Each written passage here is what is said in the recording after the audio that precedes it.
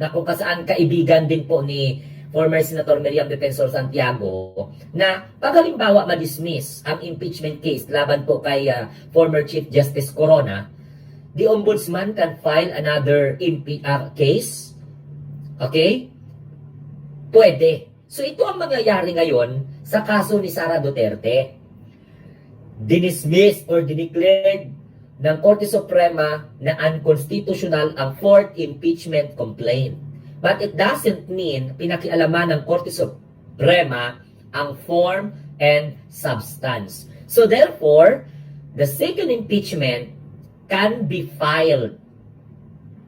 And pwedeng dagdagan ng panibagong article or mga ebidensya. Ngayon, dahil hindi po nagkaroon ng impeachment proceeding, because hindi po sinunod yung forthwith proceed, o de, ang mangyayari, kapag may magsampa ng kasong impeachment laban kay Sara, after February 6, kasi February 5, tapos na yung 1-year rule bar, February 6, pwede na magsampa ng kaso, or kinabukasan, pwede na magsampa ng kaso. Kasi ang impeachment, pwede pong i-file ulit yan.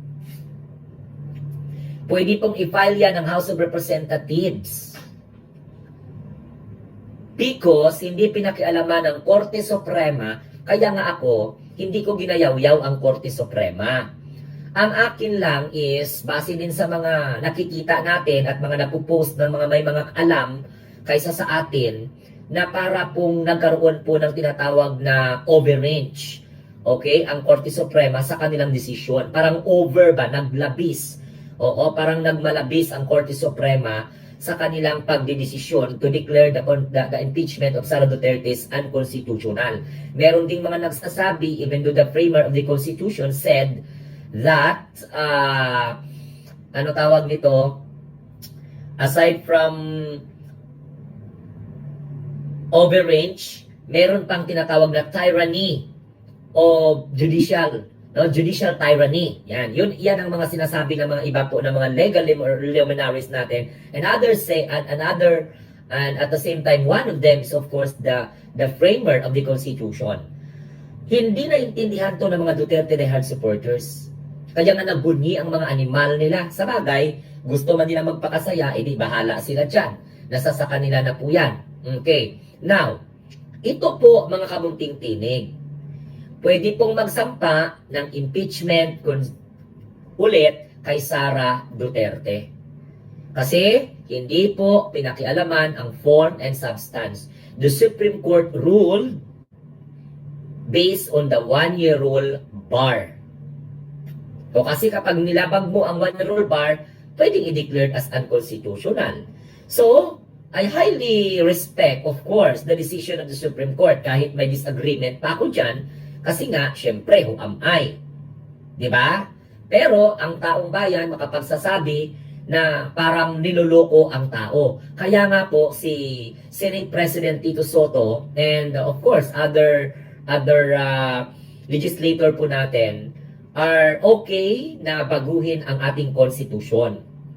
Kasi, ang interpretation po ng mga political scientists natin, duty po ng legislator ang impeachment. Hindi po dapat pakialaman ng Korte Suprema.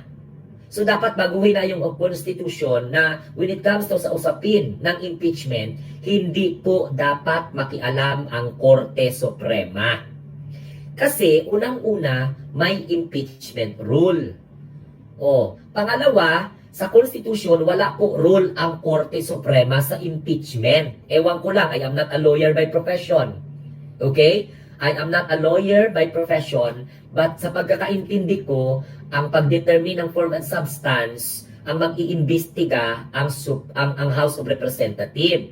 Magpa-file ng impeachment ang kahit na sino man, i-endorse ng isang mambabatas, ipapasa sa plenary. Yun ang bago ngayon ngayon ang bago. Yung bago, ito yung proseso. Mag-file ka ng impeachment, i-endorse, dalahin sa plenary, magsisesyon ng 3 beses, then, bago i-refer sa Committee on Justice. Sa Committee on Justice, pagbubutuhan kasi yun Then, sa Committee on Justice, i-determine ang form and substance before itatransmit sa Senado. Kasi ang role ng House of Representatives is to, what we call this, investigate and to file an impeachment complaint and transmit it to the Senate. And the Senate rule is, as far as impeachment is concerned, is to try and at the same time decide. So, ito ha, ang ginawa kasi ng Korte Suprema, parang gumawa siya, nire-write niya. Kasi hindi man, ang desisyon ng Korte Suprema, hindi ganun, no? Ang gustong mangyari sa impeachment. Kaya nga, kino-question sila. Okay? Pero ang good lang sa desisyon ng Korte Suprema, hindi niya pinakialaman ang merit of the case. Hindi niya pinakialaman ang form and substance because the form and substance can be determined by the House of Representatives Committee on Justice bago i-transmit sa Senado. Ang gawin lang ng Senado ay mag-trial. Pakinggan ang dalawang panig. Isusumon ang nasasakdal. Yun lang ang rule ng ng Senado. So try at the same time decide. Hindi mo na questionin yung legal ba yan? Hindi mo na questionin yung dumaan ba ito sa proseso? Hindi po. Kaya nga ako nagtataka because supposed to be dapat the lawyer of the defense. Pero ang nangyari is ang Senado ang nagdedetermine. Ang Korte Suprema.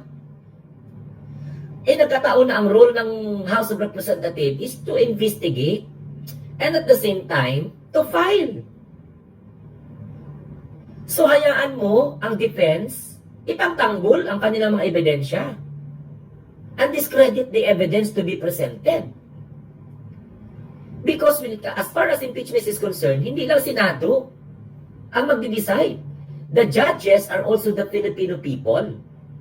Tinitingnan how they decide according to the evidence. Even though ang impeachment is a political process, pero people can determine whether nagmalabis ang mga senador judges sa pag-desisyon or not. Yon ang hindi naunawaan ng mga DDS. Ngayon, dahil sa mga pangyayari, galit na galit sila sa Pangulo. Dahil akala nila ang Pangulo ang gusto magpa-impeach kay Sara. Bakit? Kung pakialaman ba ng Presidente, saan ba talaga pupulutin si Sara?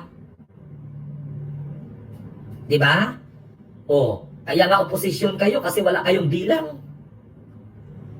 Kung gagamitin ng Pangulo ang impluensya niya, bakit? Sa tingin ninyo, saan pupulutin si Sara? Anong sabi ng Pangulo? Actually, to be honest, ayaw ng Pangulo ng impeachment. But he cannot intervene the decision of the House and the Senate because he respect the separation of power.